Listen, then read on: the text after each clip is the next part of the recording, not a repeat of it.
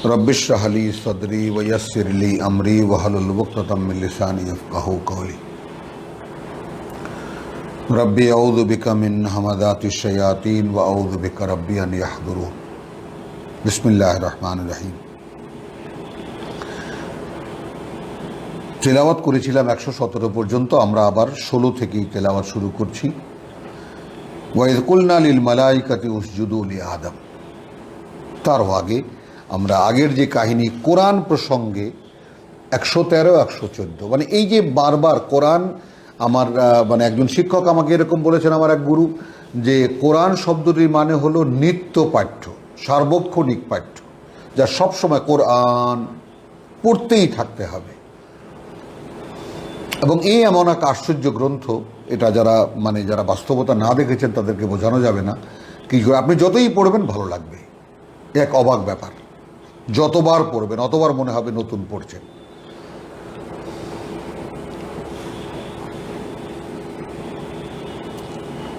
তো পিতা মরহুম স্মরণ না করেই পারা গেল না, তার শিরক ও তাওহীদ আল কোরআন আলোকে শিরকতা লিখেছেন যে এরকম যে একে যদি কেউ 100 বারও তেলাওয়াত করে তবু কোনো সময় মনে হবে না যে এটা অনেকবার পড়েছি। আলহামদুলিল্লাহ। তো যাই হোক, মানে এইভাবে কোরআনের 113 114 কোরআনের বাস্তবতা দেখুন। কোরআনের সাথে মূল মানবের সম্পর্কটা কোন জায়গায়? তাহলে কোরআন ধারণ করতে হলে যেই দৃঢ়তা দরকার, যেই ধরনের অবিচল আস্থা দরকার, নিজের উপরে আস্থা এবং বিশ্বাসের উপরে আস্থা, আল্লাহর উপরে আস্থা এবং এই কোরআনের উপরে বিশ্বাস, নিশ্চিত বিশ্বাস একেবারে, যে এটাই একমাত্র বিশুদ্ধ জিনিস, যা আমি বিশুদ্ধ কিতাব, বিশুদ্ধ জ্ঞান। তো এই বিশুদ্ধ জ্ঞান আল্লাহ বলেছেন 115তে যে এটা আমি আদমকে দিয়েছিলাম। এটা একটা অঙ্গীকারনামা, এটা একটা চুক্তি, দ্বিপাক্ষিক চুক্তি। এই কোরআন মূলত স্বয়ং সৃষ্টিকর্তার সঙ্গে তার সৃষ্টি মানুষের দ্বিপাক্ষিক চুক্তি। ওয়ালাকাদ আহিদনা ইলা আদামা, আমরা অঙ্গীকার করিয়েছিলাম, অঙ্গীকার পাঠিয়েছিলাম আদমকে আমরা, মিন কাবলু, এর আগে, ফানাসিয়া, কিন্তু সে তো ভুলে গেছে। আমাদের অবস্থা কি? ওয়ালাম নাজিদ লাহু আজমান, কিন্তু আমরা খুঁজে পাইনি তার মধ্যে কোনো দৃঢ়তা। দেখুন ব্যাপারটা, লক্ষ্য করুন ব্যাপারটা। তো দৃঢ়তা যদি না থাকে, আপনার মধ্যে যদি অবিচল আস্থা না থাকে, যদি একদম নাছোড় বান্দার মতো আপনার ভেতরটা না হয় যে প্রভু আমাকে বুঝতে দিতে হবে,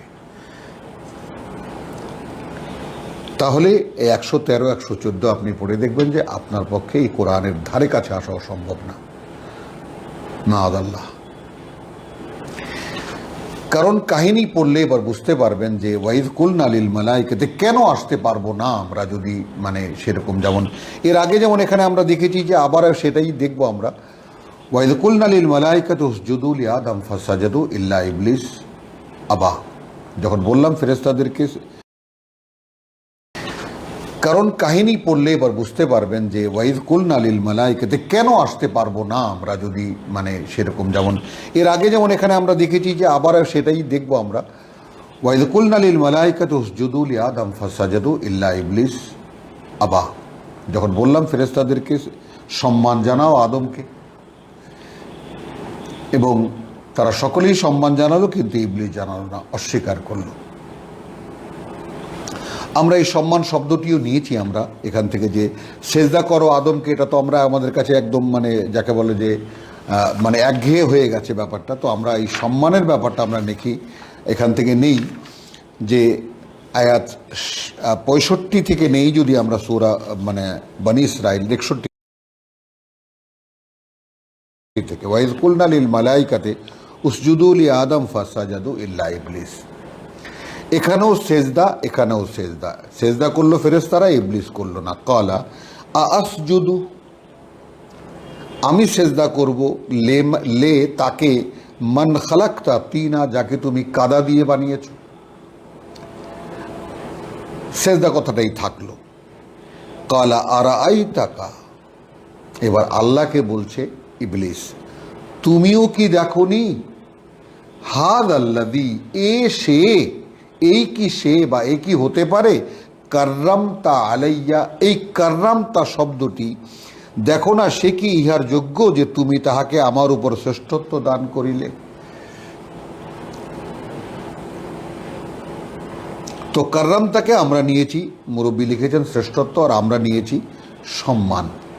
করিম শব্দটি সম্মানিত ফেরেশতা, সূরা ইউসুফে আমরা দেখেছি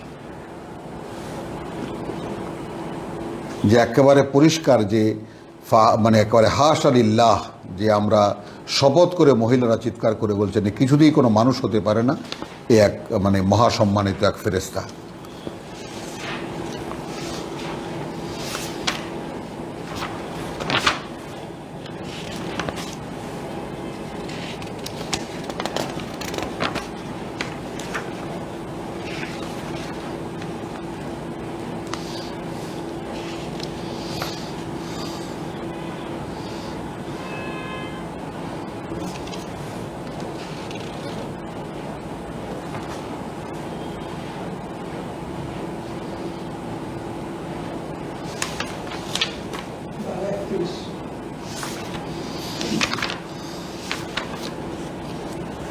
ইন্না হাযা ইল্লা মালাকুন করিম, আয়াত 31-এর শেষ।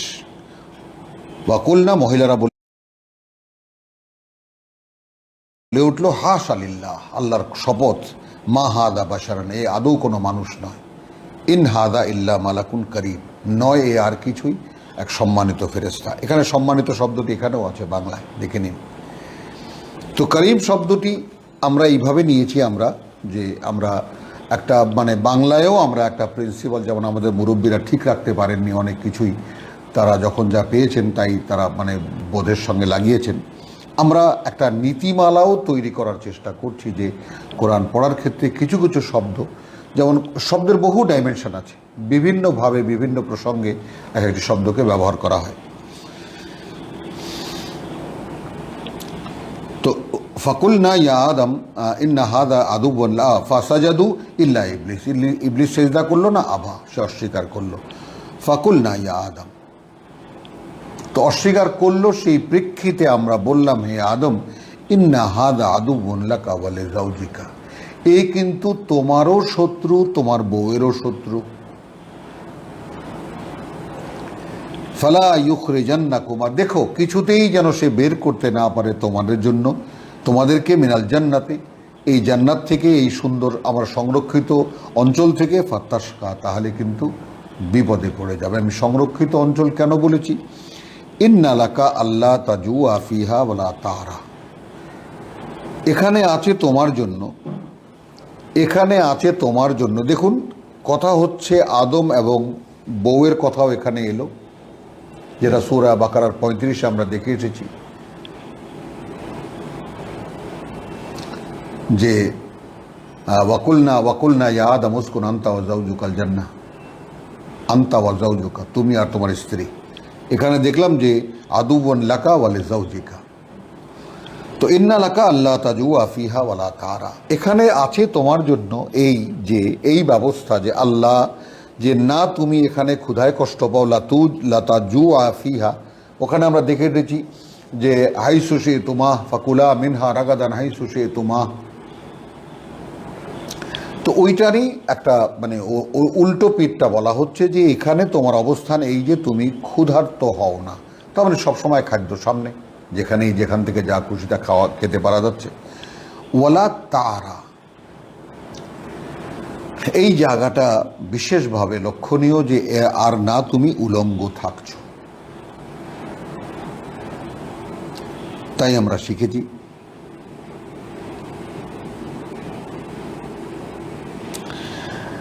ওয়া আন্নাকা লা তাযমাউ ফিহা, আরও আছে তোমার জন্য যে তুমি পিপাসিত হও না, অর্থাৎ অফুরন্ত পানির উৎস, জলের উৎস। ওয়ালা তাদহা, আর না তুমি রোদে পড়ো। এখন রোদে পড়ার ক্ষেত্রে যেমন নিবিড় ছায়া জান্নাতের, তার তো বর্ণনা আছেই, আমরা সামনে গেলে আরও দেখতে পাব। নিবিড় ছায়ার কথা কতভাবে আছে এই কোরআনে, জান্নাতের আসল বাস্তবতা।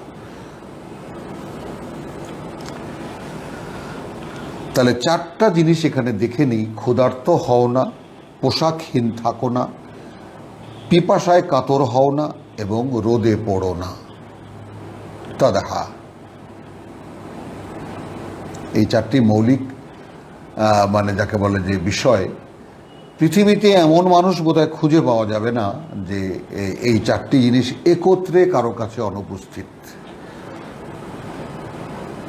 হয় ক্ষুধায় কষ্ট পাচ্ছে, বাকি তিনটি আছে, অথবা হয়তো কাপড়ের কষ্ট পাচ্ছে, বাকি তিনটি আছে, এরকম বাকি দুটি আছে, এরকম কোনো না কোনোভাবে এই পৃথিবীর মানুষের মানে এই অবস্থানটা যে দেখুন 118 এবং 119 দুখানা আয়াতকে আপনি নিজে ভালো করে বাংলায় লিখে নিয়ে মানে আমার এখান থেকে হোক বা তর্জমা থেকে হোক, যেখানে যেই পছন্দ আপনার কথায় আপনার ভাষায় আপনি লিখে নিন যে ইন্না লাকা আল্লাহ তাজু আফিহা, নিশ্চিত আছে তোমার জন্য এখানে এই ব্যবস্থা, ক্ষুধায় কষ্ট পাও না তুমি, ক্ষুধার্ত হও না তুমি এখানে, ওলা তারা আর না তুমি উলঙ্গ থাকো বা তুমি বস্ত্রহীন থাকো। ওয়ান্নাকা লা তাজমাউ, আরও এই যে তুমি এখানে পিপাসায় কষ্ট পাও না, ফিহা এখানে, ওয়ালা তাদহা আর না তুমি রোদে পড়ো। তাহলে আমরা ভাত, কাপড়, বাসস্থান এবং স্পেশাল এখানে পানি, বিশুদ্ধ জলের ধারা বা যে প্রয়োজনীয় পানি। তো এই চারটি আসলে মানুষের মৌলিক অধিকার এবং এই চারটি দিয়ে রেখেছেন রব্বুল আলামিন এই পৃথিবীতে সকল মানুষকে। এবং একটু খেয়াল করে যারা একটু আধুনিক রাজনীতি সম্পর্কে সচেতন দেখবেন, এই পানি নিয়েই পৃথিবীতে বড় বড় রাজনীতি হচ্ছে। এক দেশ আর এক দেশের পানিকে আটকে দিয়ে কি করছে দেখবেন। এবং পৃথিবীর উষ্ণায়নের কারণে সমস্ত বরফ গলে গলে সেই দক্ষিণ মেরু উত্তর মেরুর বরফ গলে যাচ্ছে, সেই হিমালয়ের উপরে বা বড় বড় উঁচু উঁচু পর্বতমালার উপরে যে একদম জমাট বাঁধা পাথর বা মানে বরফ ছিল, গলে গলে সব নিঃশেষ হয়ে যাচ্ছে।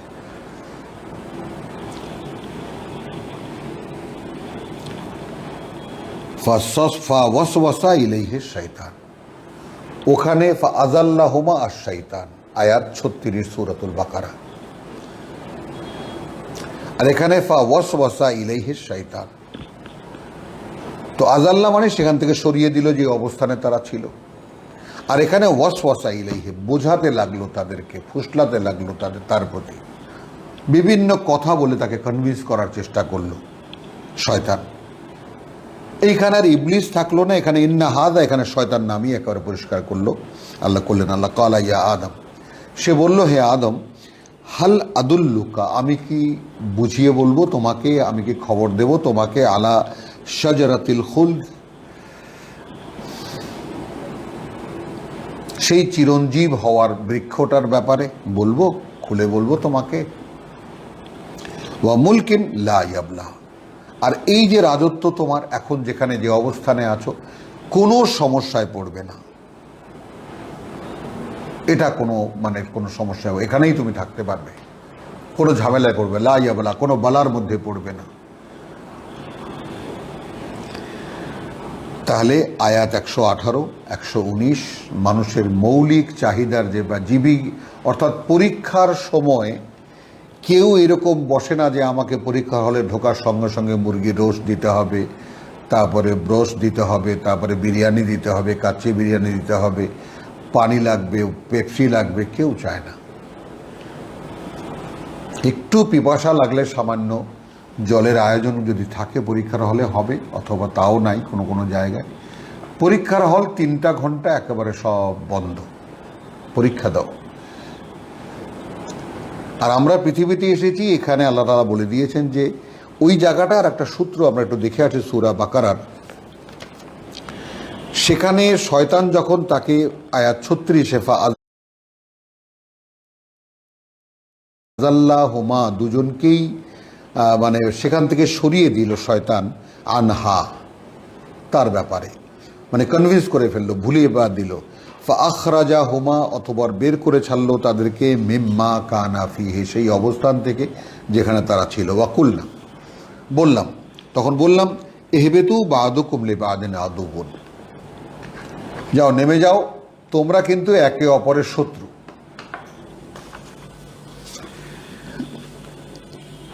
বা'দুকুম লিবা'দিন আদুউন ওয়ালাকুম ফিল আরদে মুস্তাকাররুন, এই জায়গাটা সকল কোরআনের পাঠক এই জায়গাটাকেও মুখস্থ করে নিয়ে নিজের অন্তরের অন্তঃস্থ করে নেবেন, অন্তঃস্থলে করে নেবেন।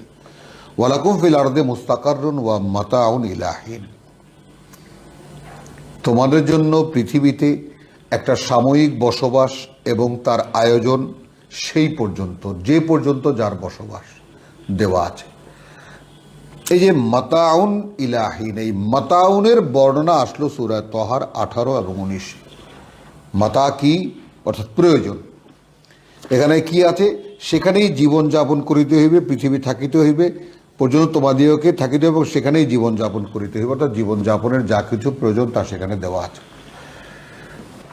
কি দিয়ে ইবলিস ফাঁদ পাতল? আসল অবস্থান থেকে সরে যাওয়া, আল্লাহর সঙ্গে অঙ্গীকারের অবস্থান থেকে সরে যাওয়া। বললেন, বোঝাতে লাগলো তাদেরকে। আর শয়তান কালা ইয়া আদম হাল আদুল্লুকা, আমি কি বলবো তোমাদেরকে, বারবার এসে এই ব্যাপারে যে শাজারাতুল খুলদ, সেই অনন্ত জীবনের জীবন লাভের বৃক্ষ। আর শয়তানের কথাগুলো গবেষণার ব্যাপার, এবং এতটাই বড় করে গবেষণা করার ব্যাপার যে একেবারে আমাদের মধ্যে বহু পিএইচডি করা হোল্ডার আছেন, তারা একটা সাবজেক্টকে নিয়ে, ইকোনমিক্সে পিএইচডি, বিভিন্ন সাবজেক্টের উপরে যে একদম পিএইচডি হয়, philosophy of doctor of philosophy, এই যে হন তারা, মানে ওই ফিলসফি কেন বলা হয়, ওই সাবজেক্টের নেপথ্যে সমস্ত কারণগুলো তারা জানেন। ফিলসফি আমরা কি বলবো, দর্শন আমরা কি বলবো, দর্শন শাস্ত্রকে আমরা কিভাবে বলবো, দর্শন শাস্ত্র কাকে বলি আমরা, একটা বাস্তবতার পেছনের সত্য। তো এই যে পৃথিবী, এই পৃথিবীতে মানুষের অবস্থান এবং তার পেছনের সত্য এই কিতাব, এই পিছনের বাস্তবতা এই কিতাব, এটাই দর্শন, মানব জীবনের জীবন দর্শন, এটাই এই কোরআন। তো সেইখানে একদম মানুষের আদি রূপ যেটা, তখন বলা হচ্ছে তোমার এই অবস্থান এখানে আছে, কিন্তু সেখান থেকে মানে বারবার করে বোঝাতে লাগলো তাকে শয়তান আদমকে যে হে আদম, আমি কি তোমাকে খবর দেব সেই চিরস্থায়ী বা চিরঞ্জীব হওয়ার বৃক্ষের, আর এই যেখানে তুমি আছো, আর এই যে মুলকিন, এই যে রাজত্ব, লাইয়াবলা, কোনো সমস্যায় পড়বে না। অর্থাৎ ওই গাছের ফলটা খেলে তুমি যেমন এখানে একেবারে চিরদিন থেকে যেতে পারবা, আর এখান থেকে কোনোদিন যেতে হবে না, এবং তোমার যাকে বলে যে তুমি অনন্ত জীবন লাভ করবা। অনন্ত জীবনের জন্যই তো আমাদের প্রস্তুতি। আমরা এই মৃত্যুর পরে যাচ্ছি কোথাও, অনন্ত জীবনেই প্রবেশ করছি। সেটাকে আগে এনে দিলেন, এই ফলটা খাও আর মরতে হবে না। তাহলে মৃত্যুর ভয়কে এক্সপ্লয়েট করেছে। দেখুন ব্যাপারটা, প্রতারণার হাতিয়ার হিসেবে শয়তান যেটা করে, মানুষকে মৃত্যুর ভয় দেখায়। কোরআন যেই মৃত্যুর চিত্র এনেছে সামনে, সেটা জাস্ট ট্রানজিশনের মতো, একটা জায়গা থেকে আর একটা জায়গায় চলে যাওয়া। একটা যে কোনো পরিবর্তনের একটা কষ্ট আছে, নিশ্চয়ই এটা কষ্ট আছে, হয়তো মৃত্যু যন্ত্রণা আছে, কিন্তু তারও গ্যারান্টি দেওয়া, যারা পছন্দনীয় মানুষ তাদের দেহ থেকে প্রাণ আলাদা হবে, যে তারা টেরও পাবে না, গ্যারান্টি দেওয়া আছে, গ্যারান্টি। আর যাদের এই দেহটা পৃথিবীর সাথে একেবারে শিকড় বাকড় দিয়ে একদম অঙ্গাঙ্গিভাবে জড়িত ছিল, তাদের দেহটাকে আলগা করতে গেলে তো কষ্ট হবেই, তাই না? তাহলে ফাআকালা মিনহা, শেষ পর্যন্ত খেলো সে তা থেকে।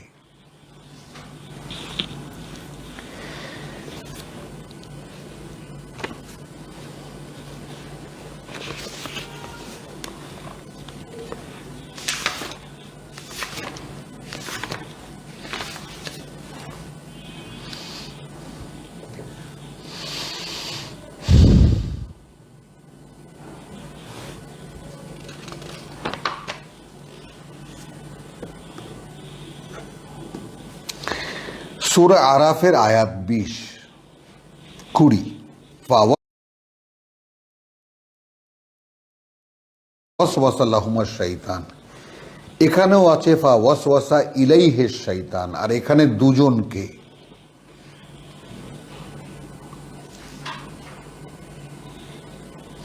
লিইয়ুবদিয়া লাহুমা মা উরিয়া আনহুমা মিন সাওআতিহিমা,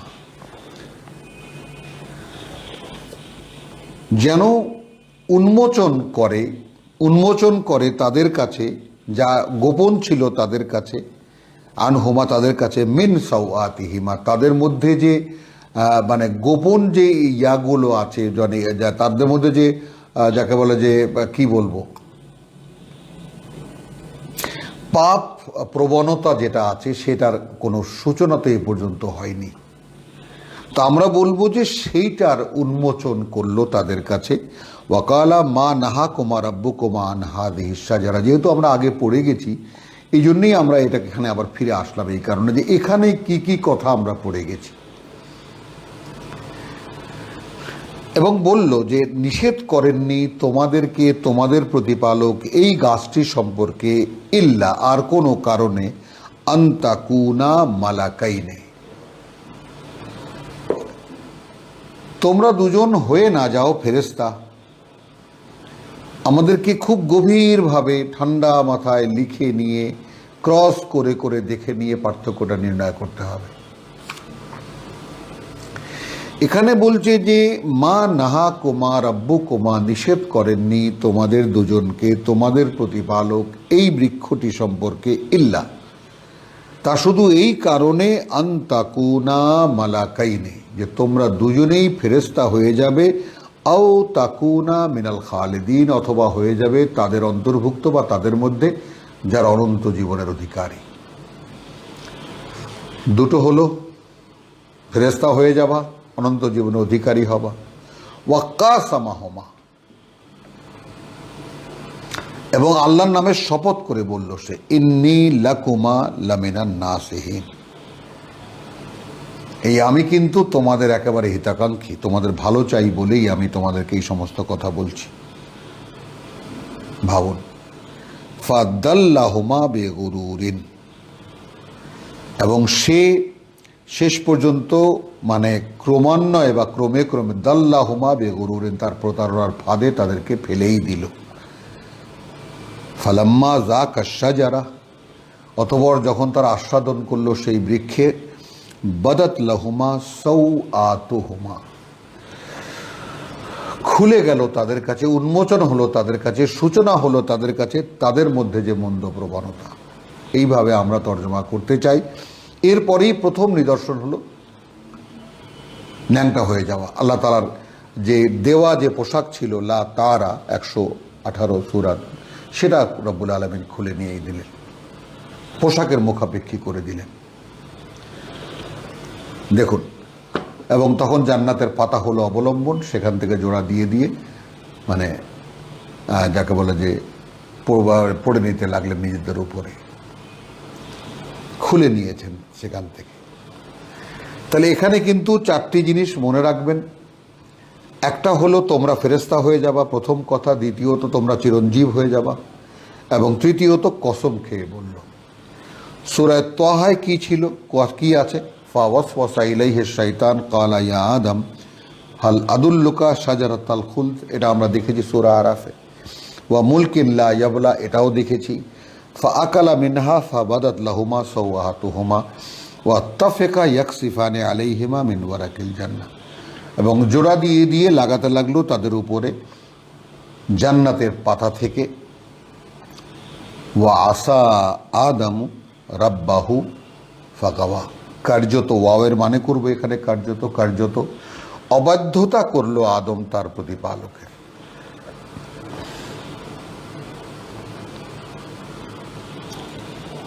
ফাগাওয়া, এখন এই গাওয়াকে কি বলবো, বিভ্রান্ত হয়ে গেল।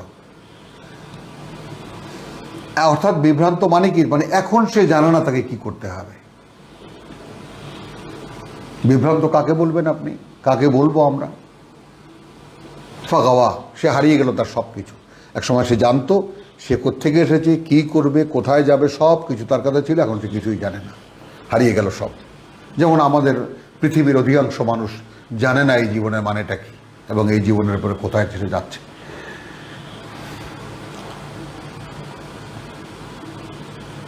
এবং সেই যে মৃত্যু ভয়ের ব্যাপারটা ইবলিস তাদেরকে দিয়েছিল, সেই মৃত্যু ভয়ের ব্যাপারটা নিয়ে এখন দেখুন এই যে করোনা ভাইরাস এসেছে, কত কিছু হাত ধো, পাও ধো, নাকে ঠুলি পড়ো, অমুক করো, তমুক করো, কত প্রয়োজন, কত কিছু।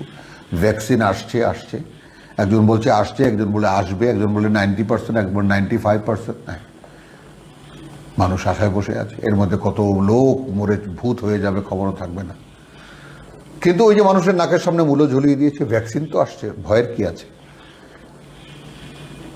কারণ তাগুতের কাছে, অর্থাৎ আল্লাহ দ্রোহী যারা, আল্লাহ যাদের সাবজেক্ট নয়, তাদের কাছে এই যে আল্লাহর পাঠানো এই মহামারী থেকে উদ্ধারের কোনো ব্যবস্থা তাদের কাছে নেই।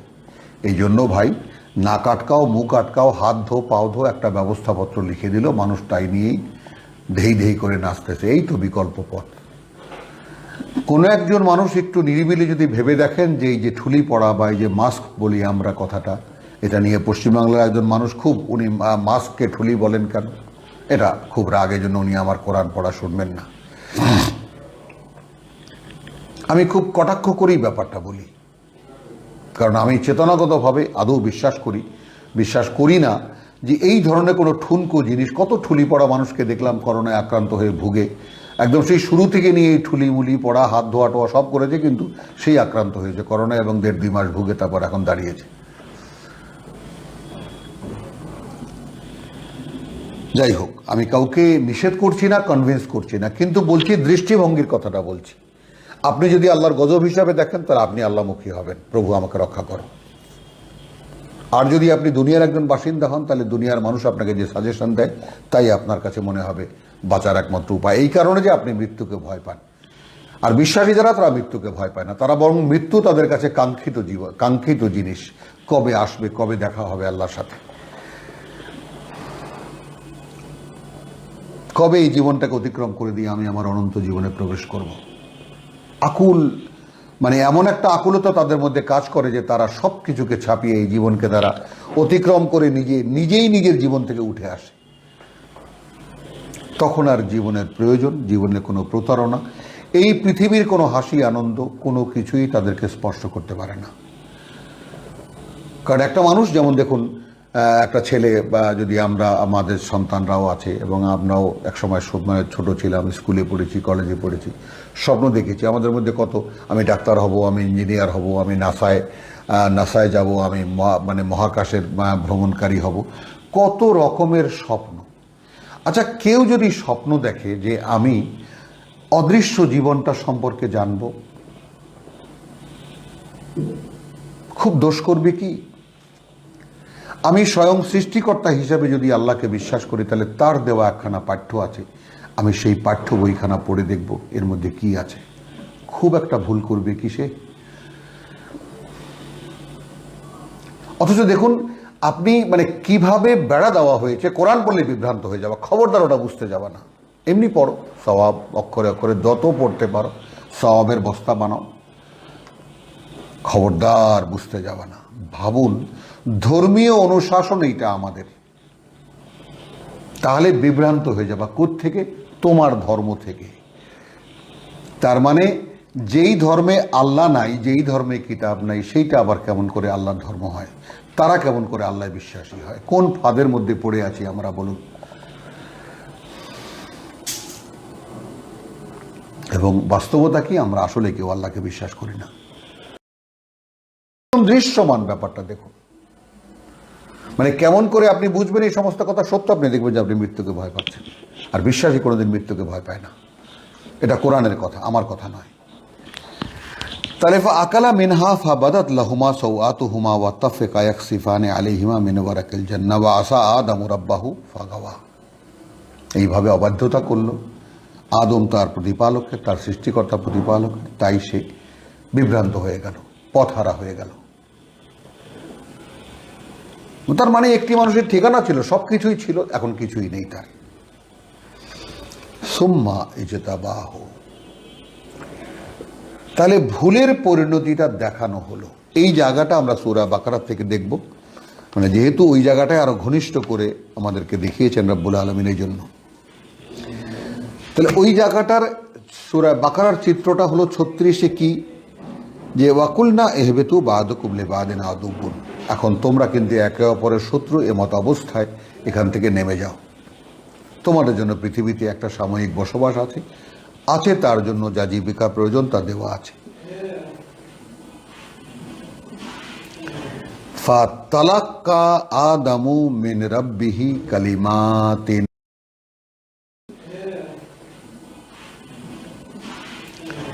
ফাতালাক্কা আদামু মিন রাব্বিহি কালিমাতিন,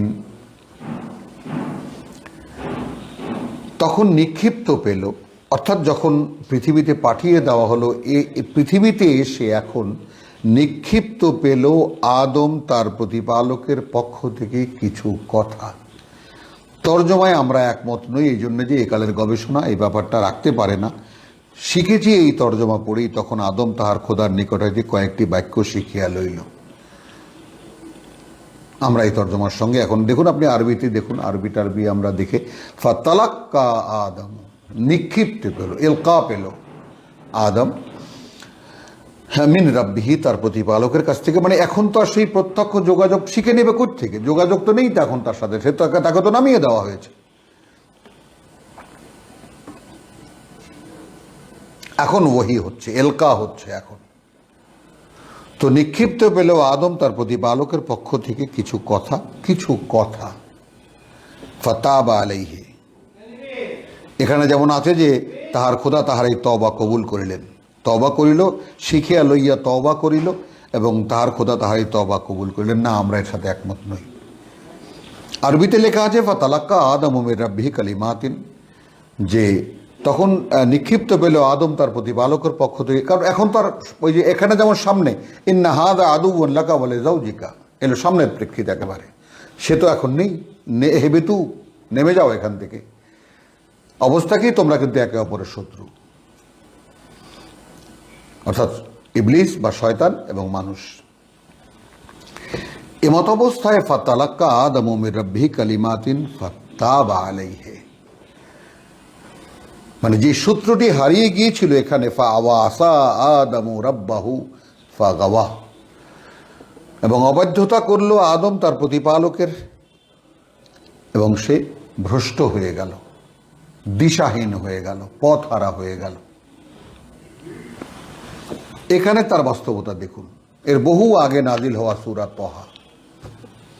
ফাতালাক্কা আদমু মির রাব্বিহি কালিমাতিন, নিক্ষিপ্ত পেল আদম তার প্রতিপালকের, মিন রাব্বিহি, তার প্রতিপালকের পক্ষ থেকে কিছু কথা।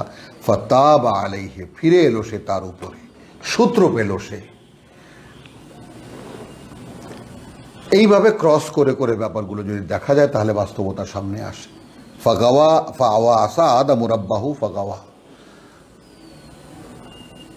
আদম অবাধ্যতা করলো তার প্রতিপালকের, শয়তানের কথা ফুসলানিতে পড়ে। আল্লাহ কি বলেছিলেন? এখন এখানে যেমন ওয়ালা তাকরাবা হাযিহি শাজারা, এই গাছটির কাছেও যাবে না, ফাতাকুনা মিনাদ যালিমিন, তাহলে কিন্তু তাদের মধ্যে অন্তর্ভুক্ত হবে, তাদের মধ্যে গণ্য হবে যারা সর্বনাশ করে নিজেদের। বলে দিয়েছেন এখানে কি, ইন্না হাযা আদুউন লাকা ওয়া লিজাওজিকা ফালা ইউখরিজান্নাকুমা মিনাজ জান্নাহ ফাতাশকা, কোনোভাবেই যেন তোমাদেরকে সে মানে এখান থেকে বের করতে না পারে, এই জান্নাত থেকে, তাহলে কিন্তু বিপদে পড়ে যাবা। ফাআযাল্লাহুমা শাইতানু আনহা ফাআখরাজাহুমা মিম্মা কানা ফিহি, সূরা তাহা সূরা বাকারা মিলিয়ে পড়ে দেখো। ফাতালাক্কা আদামু মির রাব্বিহি কালিমাতিন, সেই কোরআনের সূত্র, যেই সূত্র আমরা এখানে এই যেই গল্পে উপনীত হয়েছি। অবাধ্যতা করলো তার প্রতিপালকের, শয়তানের কথা ফুসলানিতে পড়ে। আল্লাহ কি বলেছিলেন?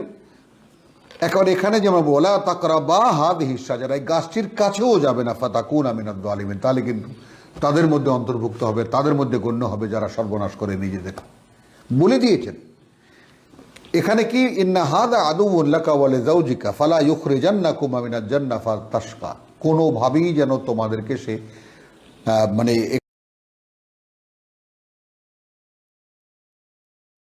বলে দিয়েছেন এখানে কি, ইন্না হাযা আদুউন লাকা ওয়া লিজাওজিকা ফালা ইউখরিজান্নাকুমা মিনাজ জান্নাহ ফাতাশকা, কোনোভাবেই যেন তোমাদেরকে সে মানে এখান থেকে বের করতে না পারে, এই জান্নাত থেকে, তাহলে কিন্তু বিপদে পড়ে যাবা। ফাআযাল্লাহুমা শাইতানু আনহা ফাআখরাজাহুমা মিম্মা কানা ফিহি, সূরা তাহা, সূরা বাকারা মিলিয়ে মিলিয়ে পড়ে দেখো। ফাতালাক্কা আদম মির রাব্বিহি কালিমাতিন, সেই কোরআনের সূত্র, যেই সূত্র আমরা এখানে এই যেই গল্পে উপনীত হয়েছি 112, 113, 114, 115 এবং 116 যেই গল্পে উপনীত করে হয়েছি আজকে তেলাওয়াতে আমাদের, সেটার সূত্র কোথায়? ফাতালাক্কা আদম মির রাব্বিহি কালিমাতিন ফাতাবা আলাইহি, তার উপরে সে ফিরে এলো। ওই কথার উপরে ফিরে, সূত্র হারিয়ে গিয়েছিল। যেমন আমাদের এখন অধিকাংশ মানুষ, অধিকাংশ মুসলিম বরং প্রায় গোটা মুসলিম জাতি সম্পূর্ণ স্বয়ং সৃষ্টিকর্তার সঙ্গে সূত্রহীন, তার সাথে কোনো সম্পর্ক নেই, তাদের লিঙ্ক নেই, ধর্মভীরু। ওই জন্য মানে প্রায়শই বলি আমি, এবং এই কথাটা বলতে ইচ্ছাও করে এবং আপনাদেরকেও এটা একটা অবগতির মধ্যে নিয়ে আসতে চাই যে আমরা ধর্মভীরু বটে, আমরা আল্লাহ ভীরু নই, বুঝবেন। আর কোরআন আল্লাহ ভীরু মানুষ চায়, ধর্মভীরু না। কারণ ধর্ম মানুষ বানায় আর আল্লাহ কিতাব পাঠান ধর্মকে মোকাবেলা করার জন্য। এইটাই চিরস্থায়ী নিয়ম। চিরকাল মানুষ আল্লাহর গ্রন্থকে সামনে রেখে ধর্ম বানিয়েছে, তারা গ্রন্থকে ত্যাগ করে। আর অধিকাংশ মানুষ সেই ধর্ম গ্রহণ করেছে, আল্লাহর কিতাব বাদই পড়ে থেকেছে। সেই কথা বলতে আল্লাহ এতটুকু কার্পণ্য করেননি, খোলাখুলিভাবে বলে দিয়েছেন। আমার নবী রাসূলদেরকে কেউ কোনোদিন গ্রাহ্য করেনি। যখনই তাদেরকে নিয়ে উপহাস করেছে, যখনই পাঠিয়েছি আমার কিতাব নিয়ে আমার বার্তাবাহক, উপহাস করেনি এমন কোনো জাতি পৃথিবীতে আসেনি, এমন কোনো রসুল আসেনি যাকে নিয়ে উপহাস করা হয়নি। কতবার দেখেছি আমরা। ফাতালাক্কা আদম মির রাব্বিহি কালিমাতিন ফাতাবা আলাইহি, এবার কেন অক্ষরে অক্ষরে নিক্ষিপ্ত পেল আদম তার প্রতিপালকের পক্ষ থেকে কিছু কথা, তার উপরে তখন ফিরে এলো সে, তার উপরে অর্থাৎ সেই কথার উপরে ফিরে এলো, যেন সূত্র খুঁজে পেল। যেমন এই কোরআন আমাদের জন্য, ইন্নাহু হুয়াত তাওয়াবুর রাহিম, নিঃসন্দেহে তিনি তো তিনি, এখানে ইন্নাহু হুয়া এটা আরবি বাগধারা, নিঃসন্দেহে তিনিই তো তিনি আত তাওয়াব আর রাহিম। তো তিনি যিনি আত তাওয়াব বলবো আমরা, তিনি তওবা কবুল করিলেন, ক্ষমা গ্রহণকারী, তওবা কবুলকারীর দিকে যাব না আমরা। আত তাওয়াব মানে যে অনুতপ্ত, নিঃসন্দেহে তিনি অনুতপ্তদের প্রতি অত্যন্ত করুণাময়। তাওয়াব মানে কি বললাম? অনুতপ্ত। তার মানে যেই সূত্র খুঁজে পেলেন আদম আলাইহিস সালাতু ওয়াস সালাম, পিতা, আমাদের আদি পিতা আদম আলাইহিস সালাম যখন নিক্ষিপ্ত পেলেন স্বয়ং সৃষ্টিকর্তার কিছু কথা, তিনি যেন একেবারে হারাধনের মতো তিনি যেন পেয়ে গেলেন তার মূল সূত্র। ফাতাবা আলাইহি, ফিরে এলেন তার উপরে। ইন্নাহু হুয়াত তাওয়াবুর রাহিম, নিঃসন্দেহে। অর্থাৎ এইভাবে তার মানে আমাদের কাছে কি চিত্র আবিষ্কার হলো? আমরাও হারিয়ে গিয়েছিলাম।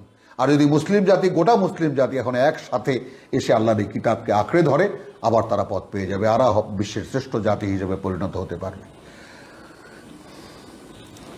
ইন্নাহু হুয়াত তাওয়াব, তিনি যিনি অনুতপ্তদের জন্য, অনুতপ্তদের প্রতি করুণাময়, অনুতপ্তদের পরম করুণাময়।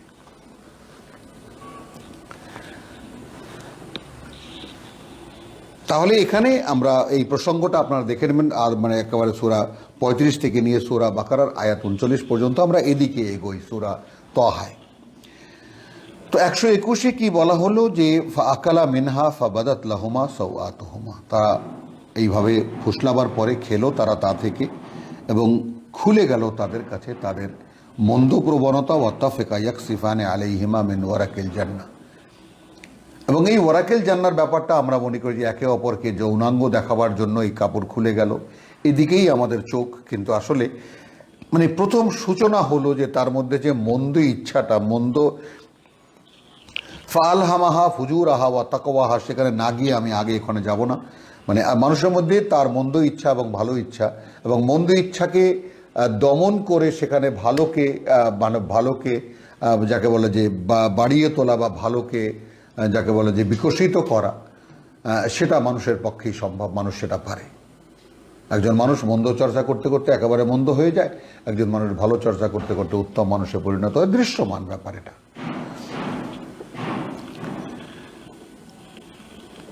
আবার সুম্মা ইজতাবাহু, এই দেখুন ফাতালাক্কা আদামু মির রাব্বিহি কালিমাতিন ফাতাবা আলাইহি।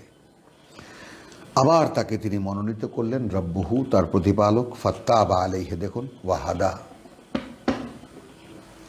এবং ফিরে তাকালেন তার উপরে, বা সে আসলো তার উপরে, তাই তাকে তিনি পথ দেখালেন। কথাটাকে আলাদা আলাদা করে নিন। সুম্মা ইজতাবাহু, পরে তাহার খোদা তাহাকে বাছাই করিয়া সম্মানিত করিলেন। না, এই সম্মানিত করার কথাটা এখানে নেই। এবং তাহার তওবা কবুল করিলেন এবং তাহাকে হেদায়েত দান করিলেন।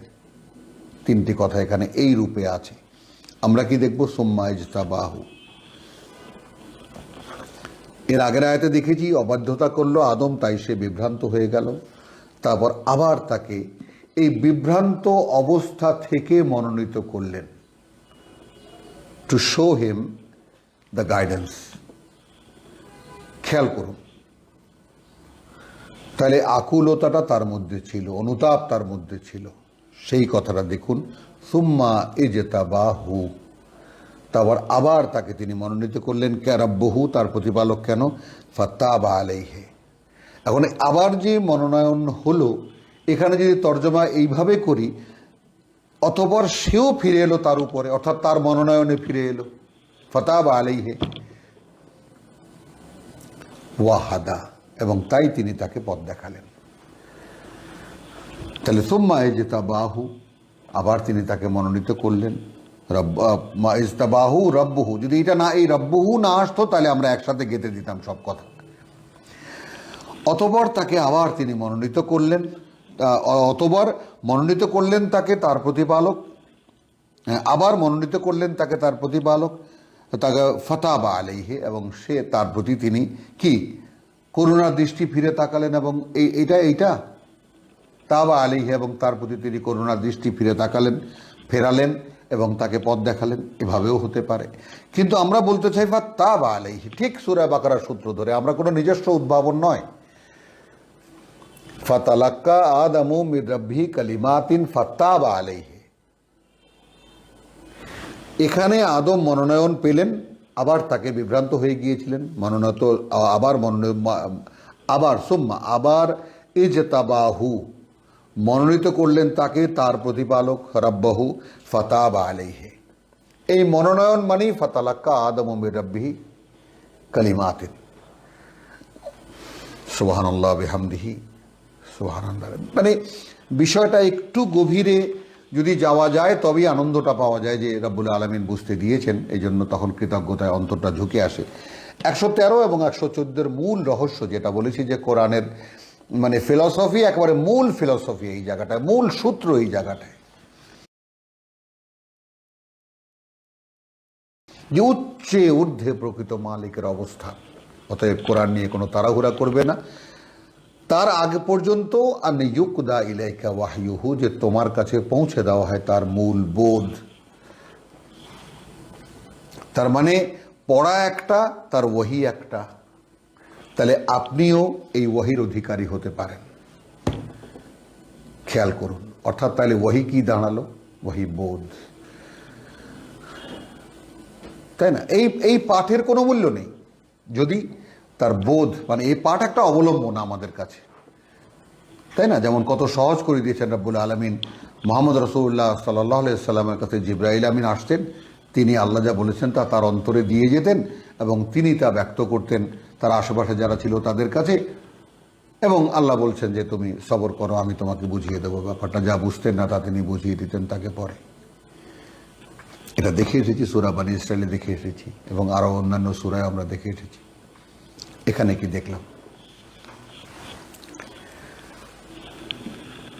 তাহলে আমরা কি করলাম? 122-এর তর্জমা, আবার ইজতাবাহু, মনোনীত করলেন তাকে, অর্থাৎ তিনি তো আবার মনোনয়নের প্রশ্ন কি, মনোনীত করেছিলেন, মনোনয়ন করার সময় তো বললেন যে এ কিন্তু তোমারও শত্রু, তোমার বউয়েরও শত্রু। আবার সূরা বাকারায় ওয়াকুলনা ওয়া ইয়া আদাম উসকুন আনতা ওয়া যাওজুকাল জান্নাহ ওয়া কুলা মিনহা রাগাদান হাইসু শি'তুমা, তো মনোনয়নেরই প্রশ্ন দিয়েছেন তাকে, রেখেছেন।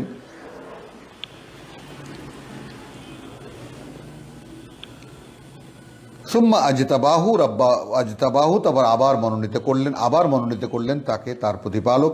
ফাতাবা আলাইহি, তার মানে এখন খেয়াল করুন যে একটা পার্টি আপনাকে ইলেকশনে দাঁড়াবার জন্য মনোনয়ন দিল, আর আপনি কি করলেন?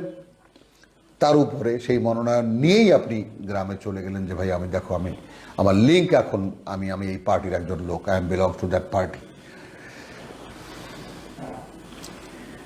তো এখন এই যে মনোনয়ন আল্লাহ তাকে করেছেন, ফাতাবা আলাইহি, এই মনোনয়নের প্রতি সে ফিরে এসেছে। প্রভু তুমি আমাকে আবার নাও, ফাতাকাব্বাল মিন্না ওয়াহাদা, এবং তিনি তাকে পরিচালিত করলেন। ক্বালা ইহবিতা মিনহা জামিয়ান, কি নির্দেশনা দিলেন? নেমে যাও এখান থেকে একসাথে। বাদুকুম লিবাদিন আদুবুন, তোমাদের একে অপরের শত্রু। ফাইম্মা ইয়াতিয়ান্নাকুম মিন্নি হুদান, ঠিক এইভাবে যখন আসবে তোমাদের কাছে আমার পক্ষ থেকে নির্দেশনা। দেখুন ব্যাপারটা, ওই সেই ফাতালাক্কা আদমু মির রাব্বিহি কালিমাতিন সুম্মা ইজতাবাহু রাব্বাহু ফাতাবা আলাইহি, লিঙ্ক কি করে জুড়তে হবে দেখিয়ে দিলেন রব্বুল আলামিন। ফাহাদা ওয়াহাদা, এবং কেমন করে তাকে পরিচালিত করবেন তাও দেখিয়ে দিলেন। আমার 123 বলছেন ক্বালা ইহবিতা মিনহা জামিয়ান, নেমে যাও এখান থেকে তোমরা একসাথে। এইবার জামিয়ান মানে কি? সকলেই, অর্থাৎ গোটা মানব জাতির বীজ আদম আলাইহিস সালাম এবং হাওয়া আলাইহিস সালাম এবং তাদের শত্রু ইবলিস। বাদুকুম লিবাদিন আদুবুন, তোমাদের একে অপরের শত্রু হবে। ফাইম্মা ইয়াতিয়ান্নাকুম মিন্নি হুদা, অতঃপর যখন আসবে তোমাদের কাছে আমার পক্ষ থেকে নির্দেশনা। ফামান তাবিআ হুদায়া, এখন যে অনুশীলন করবে আমার নির্দেশনা, হুদায়া মানে কিভাবে ব্যাপারটা একেবারে ক্যাটাগরিক্যালি বলা বা নিরঙ্কুশভাবে বলা, ব্যর্থহীনভাবে বলা, যে অতঃপর আসবে তোমাদের কাছে আমার পক্ষ থেকে নির্দেশনা। ফামান তাবিআ হুদায়া, ধর্ম কোথায় খুঁজি আমরা বলুন? এখন যে অনুশীলন করবে, মেনে চলবে আমার নির্দেশনা, ফালা ইয়াদিল্লু ওয়ালা ইয়াশকা, না সে ভ্রষ্ট হবে আর না কোনো বিপদে পড়বে। সুবহানাল্লাহ বিহামদিহি সুবহানাল্লাহিল আযীম, সেই সূরা বাকারার সেই যে 39 দেখে নিন। অর্থাৎ আমাদের প্রথম পাঠে যে কথাগুলো বলে আমরা পড়ে এসেছি যে কুলনা ইহবিতু মিনহা জামিয়ান ফাইম্মা ইয়াতিয়ান্নাকুম মিন্নি হুদান ফামান তাবিআ হুদায়া ফালা খাউফুন আলাইহিম ওয়ালা হুম ইয়াহজানুন, না কোনো ভয় আছে আর না তারা কোনো দুরবস্থায় পড়বে। ওয়াল্লাযিনা কাফারু ওয়া কাযযাবু বিআয়াতিনা, আর যারা বিশ্বাস করবে না, অস্বীকার করবে, অগ্রাহ্য করবে আমাদের নির্দেশনা, যেমন আমরা অগ্রাহ্য করছি আল্লাহর এই কিতাবকে, তাহলে কি হবে? ওয়া কাযযাবু বিআয়াতিনা, তো কিতাব অগ্রাহ্য করা, আল্লাহর নির্দেশনা অগ্রাহ্য করা মানে কি? মিথ্যা মনে করা তার এই লেসনগুলো, এই পাঠগুলোকে, যেটা আয়াত আয়াত করে তিনি দিয়েছেন, পাঠ করে দিয়েছেন। পড়ো, মুখস্থ করো, বোঝো, বুঝতে চেষ্টা করো, বুঝতো আমার কাছে। যদি সেরকম ছাত্র তোমাকে পাই তাহলে বুঝিয়ে দেবো এবং তুমি সে অনুযায়ী চলতেও দেবো তোমাকে। তারা আগুনের অধিবাসী, হুম ফিহা খালিদুন, একদম ভাগ করে দেওয়া হয়েছে।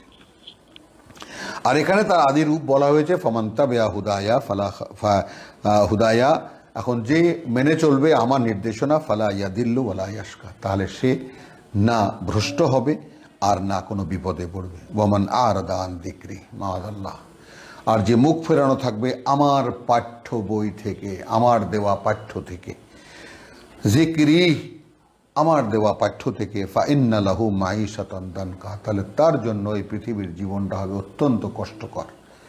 মাঈশাত অর্থনৈতিক জীবন। ওয়া নাহশুরুহু ইয়াউমাল কিয়ামাতি আমা, এবং আমরা জমায়েত করব তাকে কিয়ামতের দিন অন্ধ করে। ভাবুন, তাহলে আমরা সেইভাবে কিয়ামতে উঠছি, যেহেতু কোরআন জানি না, যেহেতু এই আয়াত থেকে আমরা বিমুখ, আর দান যিকরি, আল্লাহর পাঠ্যর সাথে আমাদের কোনো সম্পর্ক নেই। তা সমস্ত মুসলিম জাতি অন্ধ হয়ে কিয়ামতের মাঠে উঠছে, কারণ তাদের সাথে আল্লাহর পাঠ্যের কোনো সম্পর্ক নেই।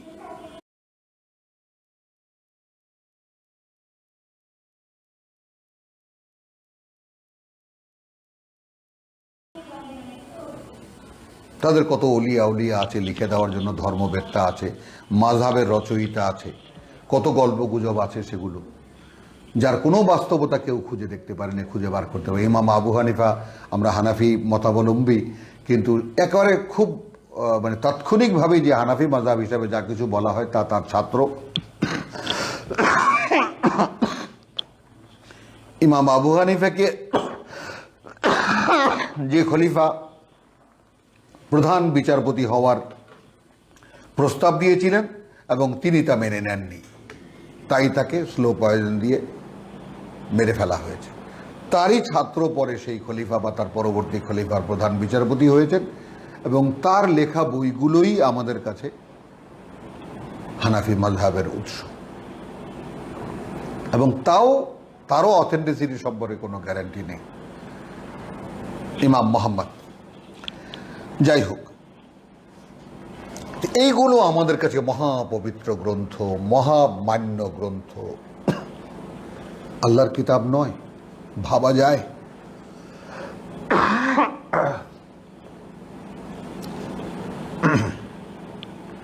তো একদম পরিষ্কার আমাদের জীবনটা আল্লাহ দেখিয়ে, এখন মুসলিম জাতির মতো ভাত কাপড়ের মুখাপেক্ষী কোনো জাতি পৃথিবীতে এখন আর নেই। সকল ধন তাদের পায়ের তলায়, সবচাইতে সুন্দর ভূখণ্ড তাদের পায়ের তলায়, সবচাইতে জনসংখ্যায় সমৃদ্ধ এই জাতি, তারপরেও তারা ভিখারি। 124 রব্বুল আলামিন বলে দিয়েছেন, ওয়ামান আরাদা আন যিকরি, যে মুখ ফেরানো থাকবে আমার পাঠ্য থেকে, ফাইন্না লাহু মাইশাতান দানকা, তাহলে এটা নিশ্চিত তার জন্য এই জীবন হবে কঠিন। ওয়া নাহশুরুহু ইয়াউমাল কিয়ামাতে আমা, নাহশুরুহু ব্যক্তি, কিন্তু হুম না, ব্যক্তি।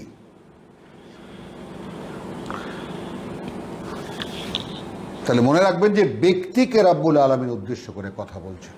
তুমি শুধরে যাও, যদি তুমি দৃষ্টান্ত হয়ে দাঁড়াতে পারো, তোমাকে দেখে অনেক মানুষ আসবে। তো কালা রাব্বি লিমা হাশারতানি আমা, সে তখন বলবে কিয়ামতের দিন যে প্রভু, আমাকে তুমি এইখানে জমায়েত করলে কেন অন্ধ করে? ওয়াকাদ কুনতু বাসীরা, আমি তো দেখতাম, আমি তো দৃষ্টিমান ছিলাম। কালা কাযালিকা আতাতকা আয়াতুনা, আর কিভাবে বললে আপনি বুঝবেন বলুন তো? এটা এই কারণে যে তোমাকে দেওয়া হয়েছিল আমাদের আয়াত, ফানাসিতাহা, তুমি তো সেগুলো ভুলেই গিয়েছিলে, গ্রাহ্যই করনি, সেগুলোকে ভুলেই থেকেছো। ওয়াকাযালিকা আল ইয়াউমা তুনসা, এই কারণেই তো আজকে তোমাকে ভুলে যাওয়া হয়েছে। তুমি যেমন কোরআন দিয়েছিলাম, কোরআনের আয়াত দিয়েছিলাম, তুমি সেগুলোকে ভুলেছিলে, এই কারণে এই হাসরের দিনে তোমাকে ভুলে যাওয়া হয়েছে, আমরা তোমাকে ভুলে গেছি। ওয়াকাযালিকা নাজজি মান আসরাফা ওয়া লাম ইউমিন বিআয়াতি, কতবার কতভাবে আয়াত আয়াত আয়াত আয়াত, কতভাবে আল্লাহ বলবেন বলুন?